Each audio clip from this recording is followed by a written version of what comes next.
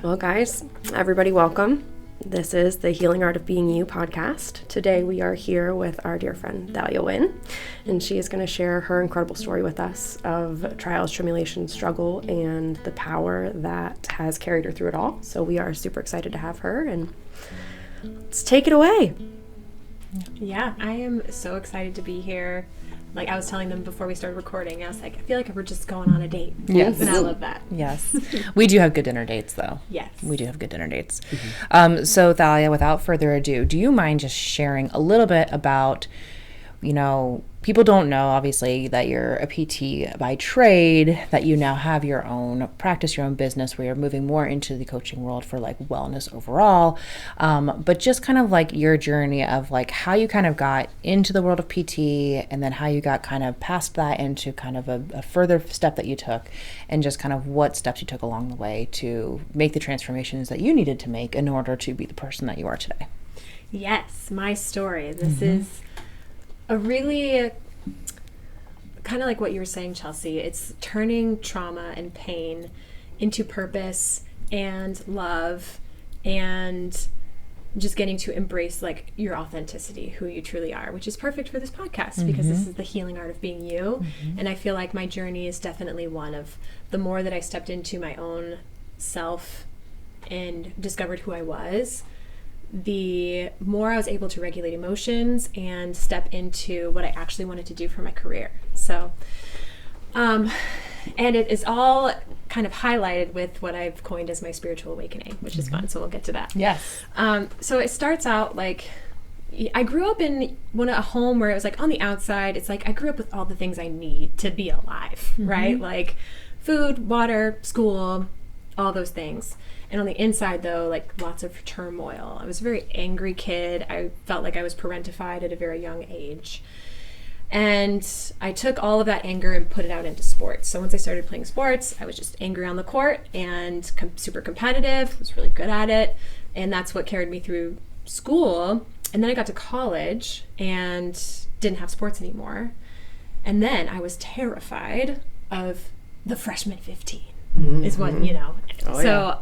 I started just becoming obsessed with weight, and I always was. So like I was like this 12-year-old lanky kid who would be like pinching my skin, counting cellulite, trying to like so confused about the body in general and wanting to be this like little stick figure forever. And so through college, getting, interested in fitness and trying to do my own nutrition things, but doing a lot of wrong things or things that aren't so great.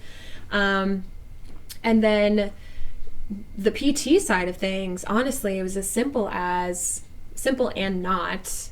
My dad always told me I was going to be a doctor when I grew up, and so I just believed him. And I was like, okay, guess I'm going to be a doctor. So I started on the med school track, like so many of us do when we start out PT, and decided I hated that. And so found physical therapy. I started in athletic training and gravitated towards the physical therapist who worked with the athletic trainers, and that's how I decided I was going to go to PT school.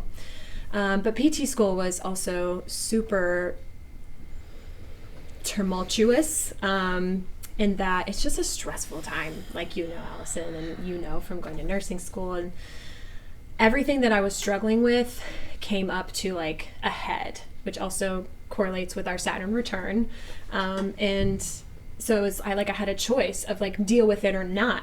And at that time, I chose to not. So I was numbing myself a lot with partying all the time, super stressed out with school, but trying to do a good job with my A+ student hat on and being an overachiever perfectionist type. So I worked really hard in school to get to where I was. And I'm a great physical therapist, but on the inside, I was still suffering. And at one of my worst moments was coming home from PT school. I was in a really bad relationship. We just broke up.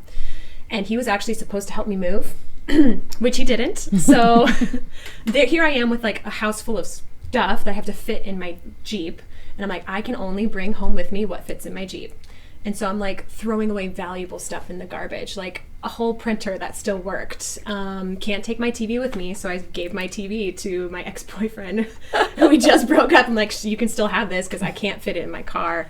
And I'm driving home, and then I just unload all my stuff and it's in my parents' living room, and I'm just staring at it and I'm like, this is literally like this is all my crap just sitting on the floor, and this is exactly how I feel right now. And during this time, I was also like breaking out a lot in like full body hives and cold sores and like just getting all this icky like body type of stuff as well, just from stress. And that continued on. So on superficial level, I'm great. I just graduated. I'm getting a good job. I work for a large university. It's amazing. But I'm still in this habit of just going out and numbing myself all the time. And then the pandemic hit, which dun dun dun. dun dun dun. It's such a huge turning point for so many of us for so many different reasons. Mm-hmm. And for me, I was blessed enough that it actually gave me the space that I needed to put aside perfectionism, put aside people pleasing, because no longer was there anybody left to please. I was like, I'm literally by myself, and my now fiance, soon to be husband, and I were living together, and I was like, it's just me and you, babe. Like, we get to hang out in the house forever.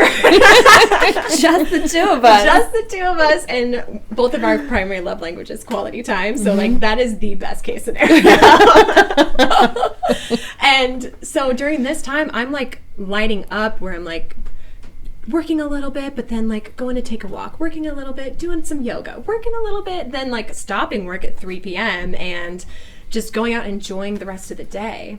Had time to cook all my meals. So I actually lost weight during the pandemic, where like I know so many others gained weight, but that was my first glimpse of like my true authenticity. I was like, I'm actually a really healthy, wonderful, kind soul, and I want to be this more. Mm-hmm. And that led me to going into my yoga training, where I got certified as a yoga instructor.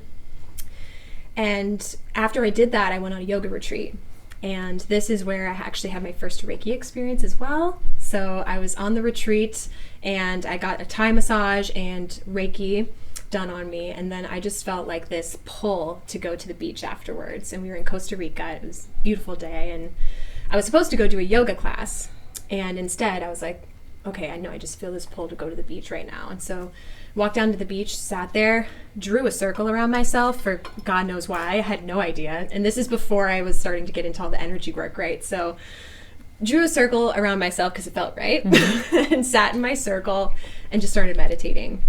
And after a while, I just felt this like big beam of light just like flow through me, and a voice tell me like, it's time now. And it's what I interpreted that it as was, it's time to like let that go. Like everything that you've been holding on to, all that pain, all that guilt, all that shame, it's time to like turn it into something now. And that was like this beautiful permission to just use my pain to help people and to not hide it anymore. So like, you're perfect as you are, even in this, even though you're not like what society would say is perfect. And it's because of that that led me down the pathway of where I am now, and opening up my own business and helping other women be able to see through their own muck, to be able to find the beauty that is their soul, and that they're not broken, and that the way to healing is through this like beautiful self-discovery and self-love and self-acceptance. So yeah, that's my story.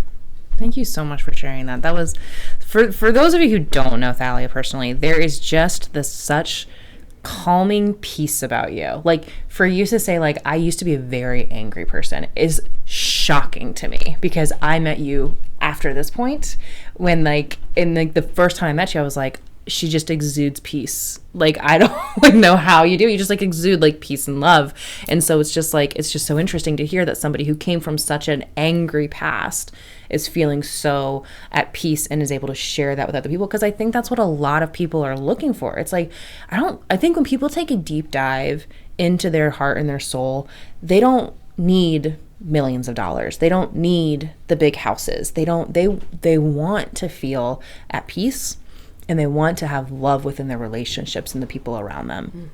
Mm-hmm. I think that a lot of times leads to some awesome side benefits, you know, but in general, it's just like, like, I just want to not feel hassled all day long. You know, I don't want to feel like everything's an obligation. I don't want to feel like I have to do all of the work stuff and then all of the parenting stuff. And, oh, you can't pour from an empty cup. So now I have to do all of the, you know, self-care stuff. And it's like just becomes obligation everywhere. How did you set boundaries either with yourself or with the people around you in order to allow yourself to be in that space of like, I need to be here in my heart and in my mind first before I can go out into the world? That's such a beautiful question, because boundary work is definitely still a work in progress for me, coming from such a strong, like, grew up where I thought that the way to be loved was to make everybody happy. So this is still very much a work in progress for me. But I think the one thing that makes me grounded is my own personal, like, meditation practice. And because I start my day almost every day sitting in some sort of meditation where I get to just be with me. So whatever your spiritual beliefs are, if you're, you know, sitting with God or your authentic self or Buddha or spirit, calling that in every morning to help regulate your nervous system is just something that I continue to rely on. It's like taking a shower for me. You're just cleansing yourself of all that dirt and all the stuff that's not you so that the real you shines through. And so always going back to that authentic place of setting myself up for success by starting my day like that. So that way, no matter what else happens, at least I've got that, you know? I love that. I love that. Can you speak a little bit, because I know, like, as a PT, I love yoga for my clients because of the whole mind-body connection. Can you speak a little bit about how you can use yoga as part of this, like, deep connection to yourself and how it might be a benefit to other people? Oh, yes. So yeah, I'm definitely, that is what I'm known for. My PT practice is pulling in the yoga. And it can be as simple as learning how to move and breathe at the same time. You would be so surprised at how many people have no idea how to coordinate their breath with their movement. And so simply by doing that in and of itself regulates the nervous system. A lot of the times when people are in pain, it's going to either stimulate your sympathetic nervous system, your fight, flight, freeze response, or it is heightened because your sympathetic nervous system is just on high alert. So yoga is a great way to just stimulate the parasympathetic nervous system, your rest and digest, which is going to help just like calm all that stuff down. So I use it in my practice a lot, in physical therapy wise, just to help people understand that very simple concept through the power of breath and movement. Other ways that I use it though is core. So much core in yoga practice. And so it wasn't until after I got my yoga certification that I actually knew how to teach people how to use their core. I thought I knew before, and then yoga just totally up-leveled that for me. So teaching people how to brace appropriately, how to relax appropriately, and do all of those things. Well, and I know you're really big into lifting as well. And so do you tend to use a lot of those breathing techniques when you're doing your powerlifting and stuff like that too? Or do you use that training in yoga to kind of understand your breath work better in order to assist you with that? Yeah, I would say it's more so of just my core is so strong because of my yoga practice that it translates into my lifting practice a lot better.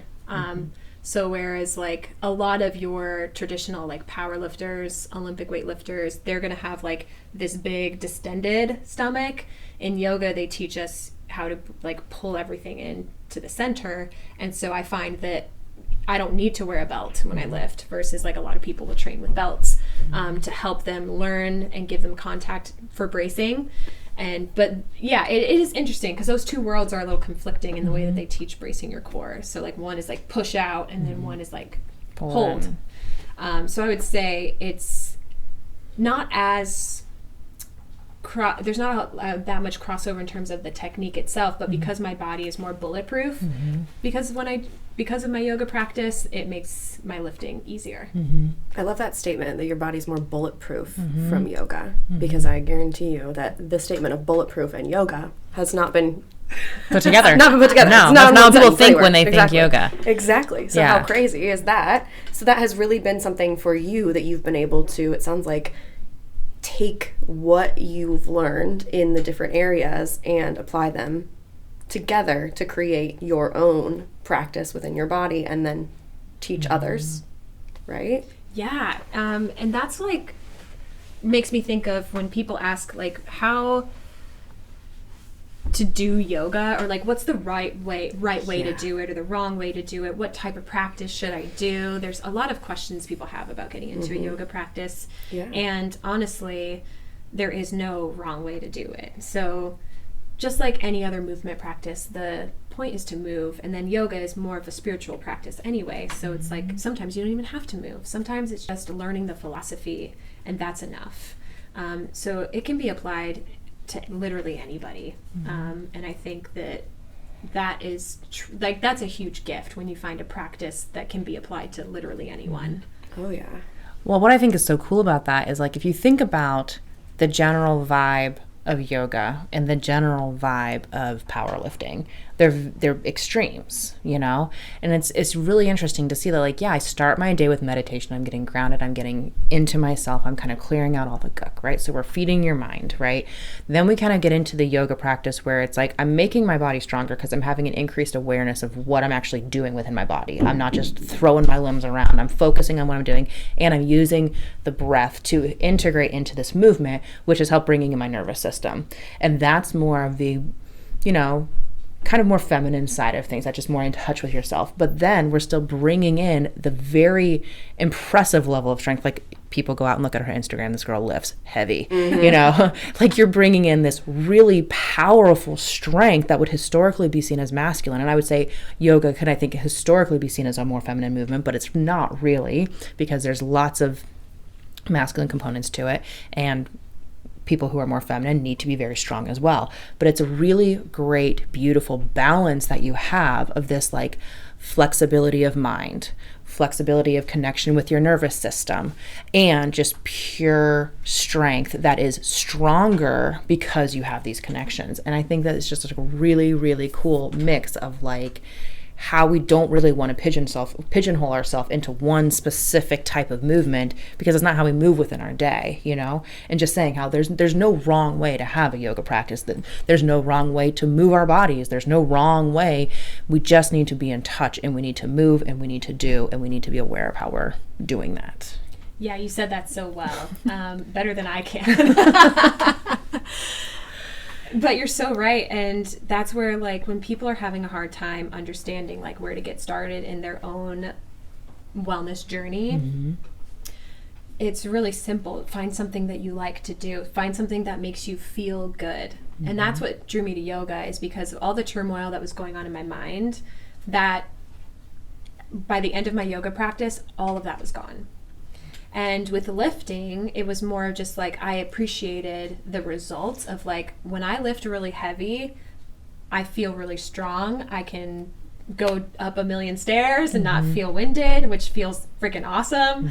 And you like my body changed when I started lifting really heavy. So like it's interesting, some patients who are really focused on their own body types will like point out my body type. Like I had one patient one time where she was like, just tell me what to do to look like you. And I was like, that what? Yeah. I mean, I wouldn't like turn down that PDF if you were sending it out. Like, hey, this is what Thalia does. I'd be like, all right, subscribe, got it. Subscribe, like, thank you.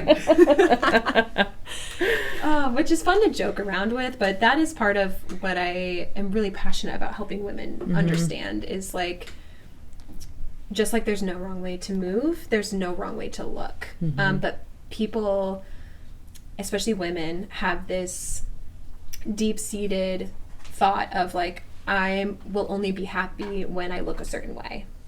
And when I don't look that way, I'm going to be unhappy.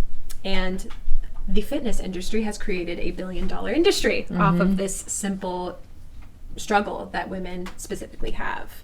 I think, not to trash anything specific, but like, you know, those like ab trainer belts that like just buzz your abs, and then like the diet tees. Yeah. You know, there's just been fad after fad after fad to try to directly talk to women specifically about this issue, telling them that like, you need this in order to look this way so that you can feel happy.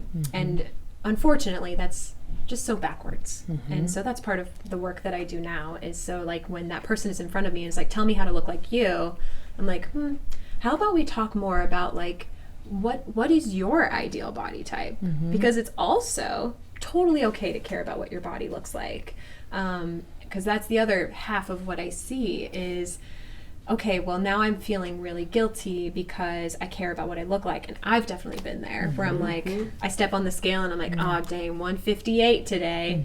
I really wish I was 155. You know, like you catch yourself in those thoughts. And that's okay too, because inside of our brains, we all have this little like image of who we actually are in terms of like the physical, what we look like, but also like how we act, how we present, and how we feel. And this is all our like ideal self. And when we aren't acting in accordance to that, or we don't look like that, there's conflict. So part of what I do with women now is like, I tell them like, you can have your cake, eat it too, and still not lose 10 pounds, right? There's a way to do that, so that you can care about how you look and realize it's not the thing holding you back from being confident in who you are. I know that was really off tangent. No, that was perfect. And I appreciate you sharing that, because I think that is one of the things that I have noticed as well, is I think there has been so much awareness on there are different body types out there. You don't have to have the specific body type in order like embrace your own body type. So I think there's a lot of people out there, both, you know, men and women, who are like trying to just embrace what their body type is, but that conflict of years and decades of conditioning that they're trying to work through. So then there's this sense of like feeling guilt or shame that they even care, because I shouldn't even care about this. I'm stronger than I used to be. I'm making better food decisions. I'm getting better sleep. I still look the same, and I hate looking at what I'm seeing in the mirror right now because I'm not seeing the changes that I want to be seeing. And it's like, it can be really, really hard for people. I see this a lot with my postpartum people who have like a sizable diastasis, and they'll be like, you know, we're working on everything like that. They're getting a lot stronger. They can do everything they want to do in their daily life, and they're still unhappy with what they see in the mirror, because sometimes structurally, like, you can be very strong and like you still don't have the look that you want to have anymore, just because of the tissue changes that happen during pregnancy and everything like that. And then they have this level of like guilt because, well, I shouldn't feel badly about how I look right now. I'm a mom. I know I should love my mom body, and I know that I can carry my toddler, you know, in a football style carry through the grocery store as my baby's screaming. Like, I can do these things now, and I couldn't before. I should be grateful for that. And there's still that disconnect, and they're like, you know, feel that guilt and shame for wanting to have the abdominoplasty or things like that, or they'll be very reluctant to share that they've had an abdominoplasty because that means that they're weak, or whatever story they were telling themselves. And it's like, no, you have to understand that, like, you're still allowed to want to love what you look at in the mirror. You're still allowed to want to identify with what you see in the mirror. If you've looked a certain way your whole life, and then now all of a sudden you don't, there is this sense of like, who is this person looking back at me? And it's like, you may functionally be able to do all the things you want to do, and you still don't have the look you want to have. And if that means that you can't associate with the person that you're seeing in the mirror,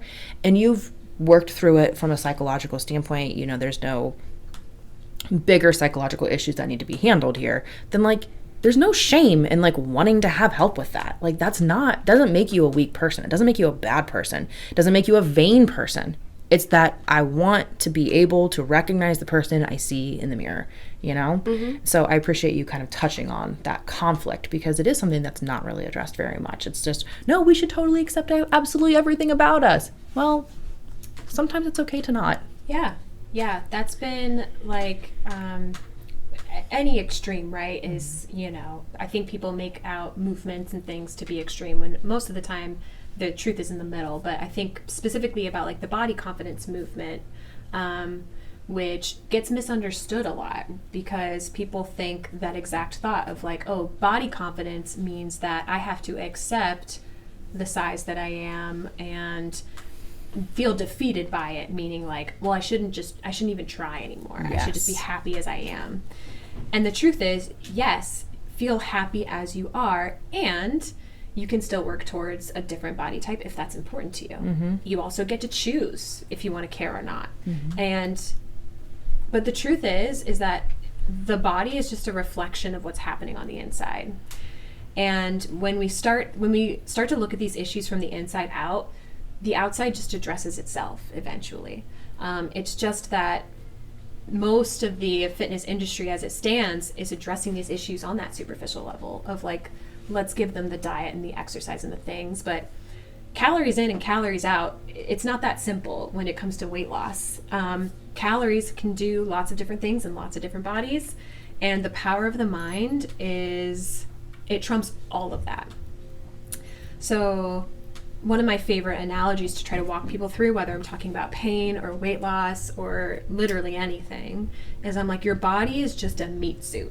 Like, you are not your body. Call it. I'm like, you're just a spiritual being in a meat sack. Exactly. Yeah. You just don't like the way your meat sack looks right now. Yes, and creating that like separation, it's like 3 levels of separation, just helps people see like, oh yeah, this is just a body that my soul is living in, and that we are all these conscious beings, and we are not our bodies. And once someone can get to that realization through lots of different methods to get there, oh, it's so freeing. It just creates so much freedom. And when you let go of like needing and desire to like, I have to be this way in order to be happy, once you can surrender to that, well, guess what? That's when the magic happens, and then you actually get the thing that you want in the first place. And that, my friends, is manifestation. As you guys do know. Yes. Yes. Amen. You know who's the best at manifesting? My middle. Oh, yeah. He is I've never seen anything like it. He had 2 broken thumbs recently at the same time, like a week apart. I also need to know how that happened. Through soccer, which is like not a normal thumb situation. It's like Right. That's not sport, like, you know? No. He, like, one time he fell and the ball ricocheted off the wall at the same time. So it was like a downward force and like an inward force. And so he like broke through his growth plate. And then a week later, I think he like collided with people or something. But yeah, he was like in a splint on one side and a cast on the other. And he looked like a raccoon whenever he would try to open the door. It was hilarious. I mean, I felt badly, but it was also funny. But he was like, he had to follow up with the doctor after like 2 weeks or 3 weeks or something like that. And he was like, well, I'm going to go and I'm going to get my cast removed. And I was like, well, that's not how physiology works. Like, bones take 6 to 8 weeks to heal, like blah, blah, blah, blah, blah.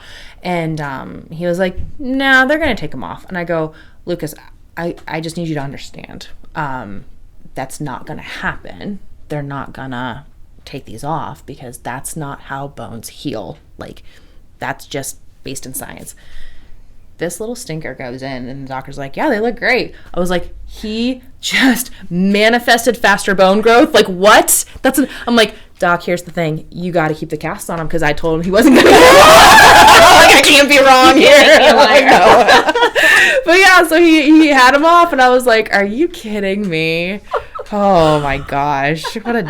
That little stinker. It's so funny. I mean, I've had a client too. I've had a client with the same situation, the same broken bone, very much wanting to avoid surgery, deciding to take the inward self-healing rest and digest modality, essentially, and then went to the doctor 2 weeks later and they were like, you're Looks good. Yeah.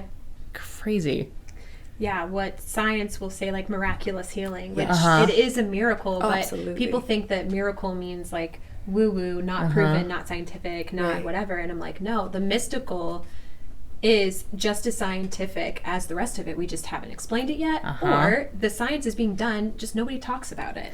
Yeah. I love that you just brought that up because I have people who will, I feel like we see this a lot in the PT world, where people will like die on the cross for or against a certain treatment method because it isn't proven in research, or it is proven in research, right? And here's my thing about that. I'm gonna soapbox for like 2 hot seconds here and then we can move on. But like, here's my thing about research. Yes, I think research is important. Absolutely. I think there's a lot of really good research being out there, and I think research helps spur ideas, which I think is the most important thing, is that we're continuing to have ideas about things. Here's my problem with research. If we have something that's considered fringe or alternative or unexplainable or whatever, people want to throw that out completely because it's not proven in research.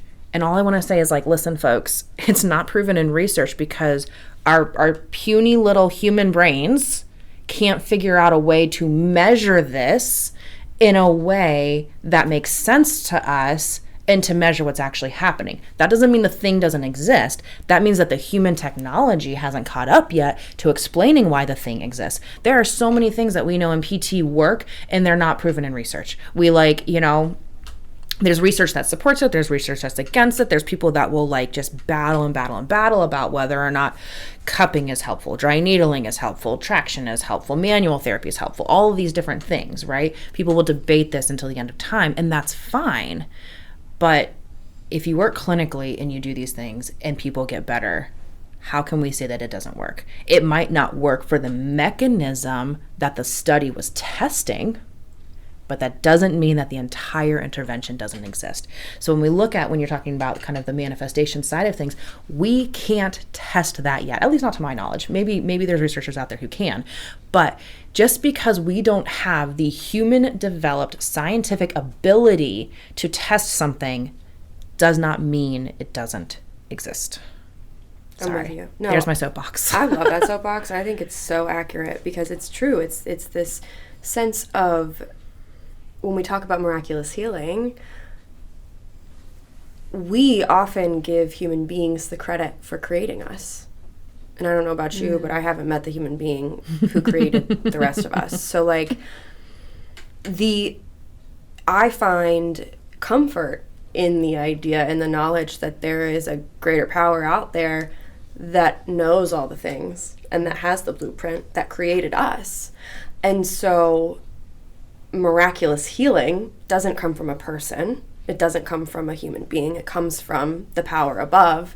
And that means that we're not always going to know how it happened. We're not always going to know the cause that contributed to that effect, because human beings have a vision that is much smaller, right? It's much more, what did I just do that then created this outcome? Whereas the higher power is actually, it took 1,000 other things for that one blade of grass to grow, for then you to pluck that blade of grass and then blow and make the whistle, right? Whatever it is. And it's truly, it's I tell my clients all the time, I'm I can't take credit for the actual things happening within your body. It's above me. It's above me, and I'm appreciative of that. Because when I don't try to control it, it leaves an opportunity for healing that isn't of the mind and isn't symptom-based. It isn't based on fixing the thing. It's based on the power and the healing and the natural love and compassion that is there, that they have for their bodies, and then rewards them as such. I can't, the ending is not there, but you know what I'm saying. Because words are hard. Words are hard. Words are hard. I can kind of summarize that Thank last you. part Go. for you. Take it away. Yes, it's just what you're speaking about is love being the through line of and love has nothing to do with this exchange between people. It's just always there. It doesn't know time. It doesn't know place. Doesn't know person. It just is. And you can call it God, love, oneness, whatever you want, spirit, all of that is just, it all comes down to that energetic feeling of love and enlightenment. And I think that's kind of what you're describing. Yes, absolutely. Yeah. Well, and I think people can see that in a natural basis. As woo-woo as it sounds, people are like, oh my God, love fixes everything. Wow, wow, wow. People don't want to hear it. And I get that. Yeah. But if you think to an experience that you've had where you were with somebody who, a friend that you haven't seen in a long time, somebody you've been super close to, in the level of your heart just feels like it's gonna explode because you are so happy and you feel like you could take on the world in that moment, or if you've ever had a child before and the first time you hold your child, you're just oh my gosh, or when you're standing up at the altar next to your spouse and you're getting married and you're just filled, I'm getting goosebumps right now. Yep. You're getting filled with this sense of this is such a powerful feeling. This is such a powerful emotion. And based on the person's face across from you, they're feeling the exact same thing. And you look around at the people around you and anybody witnessing this is feeling the exact same thing, right?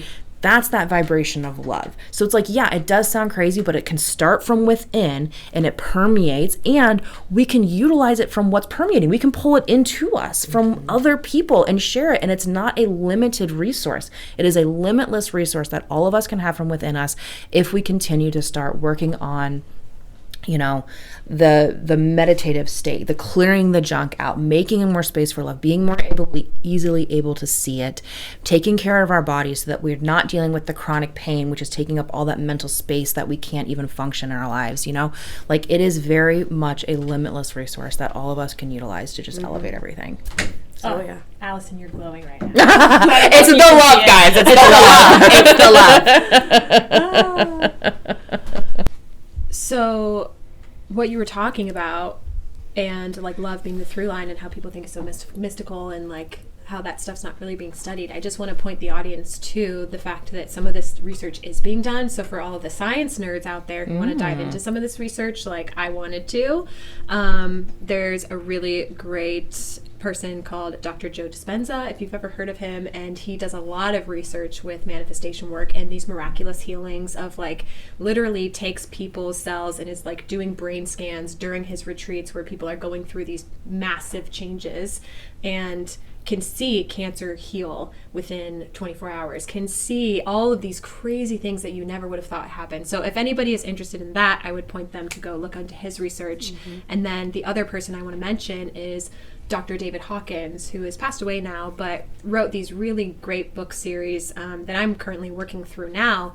But he talks about how he studied energy and consciousness, and how he, through lots of research, came up with all of these energetic numbers of like what each consciousness level corresponds with energetically. And so like the frequency level? The frequencies, Oh, right. gotcha, so gotcha, like gotcha. energy has a frequency just like anything else that's kind of tangible, not tangible, right? And I could go into a whole nother talk about like why manifestation works because of quantum physics. So it's like... Please do. Go ahead. Yeah, go ahead. please do. Okay, Yeah, let's go. yeah. So like when we think about an atom in old like Newtonian physics, used to think like it was this solid thing, like a ball that you could bounce. It's like it's in a little atom, right? But actually atom is mostly nothing. So it's like 99.9999% energy, space, nothing, and like tiny little bit of something.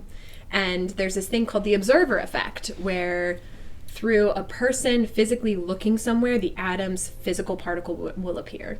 And so that literally means that you have control over what you see, what you hear, what you do, the things that physically manifest in front of you because of this observer effect. Also, because this energetic space is like nothing, it knows no time. And so it can like, you know, basically like time warp, because there's no such thing as time. Time is made up construct. Yes, our bodies physically go through this place of like being born, growing up, and then dying or decaying.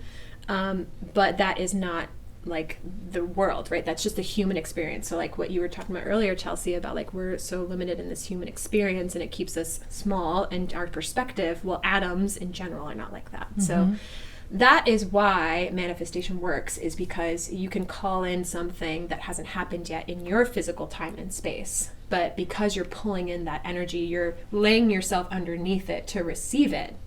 That it's already happened somewhere, somehow, because you've made it so, because of the observer effect.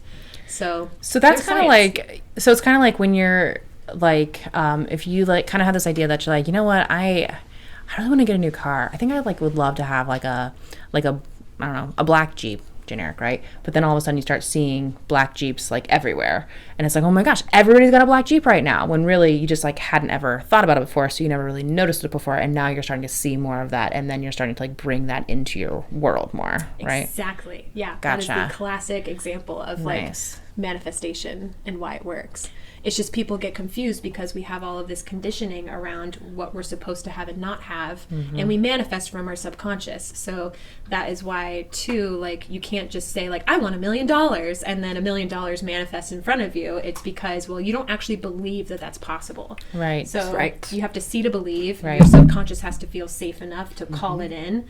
And so there's real work you have to do around it, which is why manifestation gets a bad name, because people assume when you say like, oh, I manifested this experience, they're like, well, that just means you sat around and talked about it and didn't do shit. Yeah. And like, no, that's not true. You actually did a lot of work to get what you wanted. And Or people on the flip side will be like, I worked so hard to get this thing. And it's like, of course you did. And you manifested it. Mm-hmm. Like, even if you don't want to admit you did, like Right. your subconscious saw to believe that it was possible. Yeah. And then you took the actions that aligned with the energy that you were in to receive that gift. Yes, that's the thing, is that people think you just need to say the things. And it was, what's the terminology called, where it's like there's a reason why there's a delay there. Because if you literally just received the things that popped into your mind, can you imagine how terrible people think of some pretty bad stuff, especially if you're like in a state of anxiety. Like, you're going to call in some pretty bad stuff in your life if there wasn't a delay. Like, there needs to be true intent behind it, true consistent thought behind it,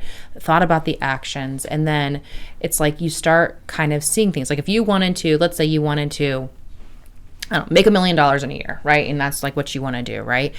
And you're really focused on like clearing out your mind, being very intentional about this being your world and all that kind of stuff. And you are intentionally taking the steps that you know are helping you within your own life to make that money.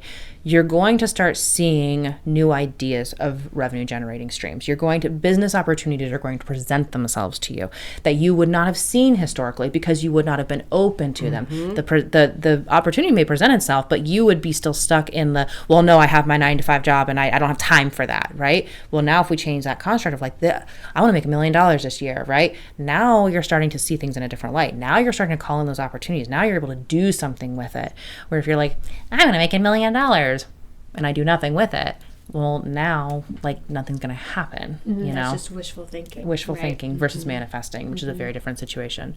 And the delay is a good thing, because we don't want to be calling in our intrusive thoughts. We don't want those popping up as like the things that are happening in our life. And I think that the intrusive thoughts too is something that people take for granted. They don't identify that intrusive thought, that narration, you're creating your reality right there. So if you have this narration going through your head of, I'm bad with money, I suck with money, I can't save money, I never make enough money. Or the identification with the disease. I am this disease. I have this. You know, we were talking about with Caitlin. Absolutely. Owning it, Yeah, you know. absolutely. It's like, my anxiety. Oh, it's just my anxiety. Or I'll never lose this weight. I've always been this way. I've done everything I can. All that kind of stuff. The ownership of those things, your perception becomes your reality, you know? We've talked about this before. Like, if I'm working with somebody, I don't have to believe, if I'm talking to somebody, I don't have to believe that their experience happened. That's not for me to believe. I believe that they believe that their experience happened. And that's all that matters, because their nervous system is very much going to respond as if that experience happened, whether it did or it didn't. So it's like, it doesn't matter. Your perception is your reality. What you think is going to happen is going to happen. And I just want to add the caveat, just for everyone listening, that doesn't mean that you create the trauma in your life, that there are these certain things that happen to us that are totally out of our control, and you never manifest trauma. That's not happening. The universe is this loving body that just wants to call you into your authentic self and your whole worthiness. And so I just think that's an important caveat also to add, is like, things happen to us, but most of the time we can make it so that life is not happening to us, it's happening for us. And it's there for, and you know, everybody can create meaning out of things, and sometimes it's just karma, like, and it's not your karma specifically, but it could be like generational trauma coming into play. Of course, there's systematic injustice that plays a role. And so when people think about manifestation, and then they're like, well, how do you explain then like Hitler, like having the top of his day, and or like, how do you explain poverty, and how do you explain all these bad people who get great things? It was like, well, first of all, there's just things we can't control, and secondly, like, people are put in these positions for certain reasons that maybe we don't understand, and that never means that like anything that is pain or shame or guilt is that you created it in your life. However, it also means that you have the power to change it always, because you are always in control. Choice. So the power of choosing, right? The people, Hitler, the people who have not chosen to do the thing or to adopt that mindset or that lifestyle, it's about choice. And so when you have the same opportunity, when you're in the suffering, right, it's about being able to choose to stay in the suffering, or see that this suffering is happening and that there could be something that you could benefit from on the other side of the suffering, that there might be something even better. And in our practice, what we've seen is that it is better. That on the other end of that struggle is actually what you were wanting to receive in the first place. It's actually what you desired. I think so many people think that they're unhappy with where they are because they think they need to have the things. And when they start to kind of work through some of the mindset work and some of the trauma that they've been through in the past and all that kind of stuff, they end up actually being incredibly happy in the life that they're in, because they didn't realize that that was the stuff that they wanted the entire time. They did call that into their life, but they weren't able to appreciate it the way that they are now able to appreciate it once they were able to get rid of all the muck that was clouding their vision with all the things that they either had been telling themselves or that had been told that this is what they needed or didn't need. And what you're describing, Allison, is surrender. I like wrote it down and like underlined it twice. And that is the magic space of like when you call something in, the most important part is then to let it go and totally surrender to where you are, surrender to it's okay if I get this thing, it's okay if I don't get this thing. And honestly, it sounds counterintuitive, but as soon as you do that, that's when the thing that you want comes into place. So and it's not, you can't fake it. You can't say like, well, I don't actually care if I make $1 million. But in the inside, if you're like, I really care, if I make $1 million, I really need that money. Like that's desire energy, and that's not how you manifest. You have to be above the level of courage to manifest, and desire is below that level if you look into David Hawkins' work. And yeah, so surrender is what you're describing, and that's such a beautiful and the key to anything. So if you heard anything today from this talk and like hearing me, it's like if you do nothing else, surrender. Well, it's so funny because I have like a practical application of that literally within the last 24 hours. I was working with a patient. She's getting ready to go travel to go visit a family member, and she has to go on a plane for this. And she's very nervous about this because she has some bowel issues, and she's just concerned about, oh my gosh, I'm gonna be at the airport, and I'm trying not to carry a ton of luggage. I'm gonna try and do a carry-on bag, but I tend to be an overpacker because she has a lot of fear associated with this. And one of the things that she thought might be helpful was doing like paying for the TSA pre-check, I think it was. So she like went and she had her appointment, and she was, the person there was like super kind about it and everything, but they were like almost closing or something. Like it was like a last minute thing that she was able to like get in last minute. And she was like, the lady was super nice, and she goes, I wish you the best of luck. It usually takes whatever the length of period of time is, and she was going to be traveling in a shorter period of time. And so they're like, it might not come in on time. And so my patient was like, I was bummed, but quite frankly, I didn't even know this was a thing. When I found out about it, I thought, hey, this would be super great if this happened, but I have confidence in myself that I'm going to be able to get there without this. It would just be a nice perk. But if it doesn't end up happening, what's meant to happen will happen. And if I don't end up getting it, maybe it's because I'm intended to challenge myself a little bit more here, She sends me a message that night. I just got on my computer to schedule a couple appointments, and I saw this email, and it already went through, like within a 48-hour period, And it was like, that right there is the surrender. I'm absolutely. Like, way to let go of those expectations and to just put it out there and then leave it. And it just came right back. And so it was just such a beautiful, like, instantaneous moment of like, yeah, like this would be great, but if it doesn't, I'm going to be okay because there's a reason why it won't. There's something I'm intended to learn from this if it doesn't happen on time. So, I love that option, or that example is phenomenal of having that real time. Like she's like, this is really going to help me. I think this is going to help me. How often do we hear clients and patients who are like, I know this is going to be it. I know this is going to be it. I know this one thing, it's going to make it all okay. And then that one thing doesn't. Plot twist. Yeah. It doesn't. No. And so it's more so about the nervous system and how, like, when we say surrender, right? It's also like being open-minded and not reacting to what has happened, and opening yourself up to that not always being a doom and gloom moment. Everything that quote unquote doesn't work out for you might be actually not working out for you. Exactly. But if we don't open our minds to that, we're cutting off whatever the universe wants to bring us instead that would have been better or more fitting for us. Agreed. Thalia, I have one last question for you. So you dropped a bomb on us with the surrender, like this is, if you take nothing else away, this is what it is. Is there anything, let's say somebody's listening to this and they're thinking, I think I am more open to this whole mind-body connection and how this whole system is working together and how I can kind of move from this place of overwork, people-pleasing, perfectionism, exhaustion, anxiety state, and really just love the life that I have without just sitting here in front of the mirror and telling myself, I love my life. I love my life. And you're like, no, you don't. You have that person. What is one takeaway from today that they can implement, like one practice they can implement today that could start them on that journey? Oh, I love this question. And I am going to point back to the surrender practice because it's so easy in theory, right?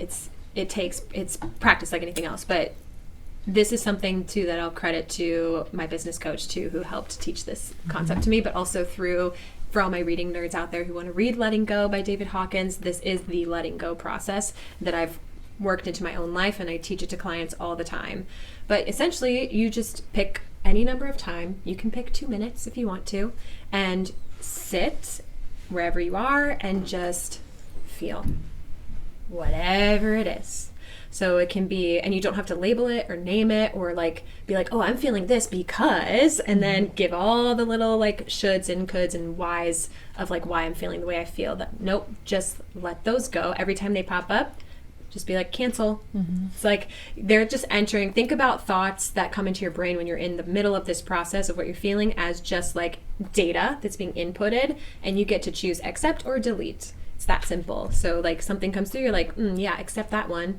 Nope, delete that one, and just simply send it away. So use that visual if you want it, but set your timer for 2 minutes and just sit with yourself and see what comes up. Do that every single day for 2 weeks and let me know what happens. I'm excited. That's really helpful because I think people can find 2 minutes in their day. I don't think a lot of people can find 30 minutes in their day, So when you hear people oh, you need to go meditate and this and that, and you hear these big, long practices, to know that you can make massive changes within 2 minutes a day. I mean, that's huge. Everyone, go pretend you're taking a dump, guys, and just go sit on the toilet for 2 minutes. If that's what you need to do. I literally do that at work. Yeah. Good for you. No, I had to go to the bathroom. I need to go surrender for a second. This is the only safe place. You're nobody can come in this room. Yeah. Let me hide. Yeah, pretty much. Chelsy, do you have any other questions? Okay.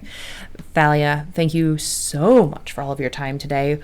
Where can people find you if they are talk to me more about this, or I have questions about that, or I want to see this girl lift some heavy weights? Where can people find you? Yeah, so I'm on Instagram at Thalia Love with 2 E's. So it's ThaliaLovee. You can also email me, especially if you're interested in working with me. That would be the best way to contact me. It's thalia.wynn@gmail.com. And I'm assuming you'll put that in the show notes. We will. You can have the link there and find me there. Awesome. Thank you so much. To everybody listening today, please share this episode across everywhere so that people can kind of understand how that mind-body connection works. They can have actionable steps right at this moment today that we can start making some progress and just really start opening minds and feeding the soul and healing the body so we can elevate our entire community. We love you all, and we hope you have a wonderful, wonderful week. Thank you so much. Yes. Yay.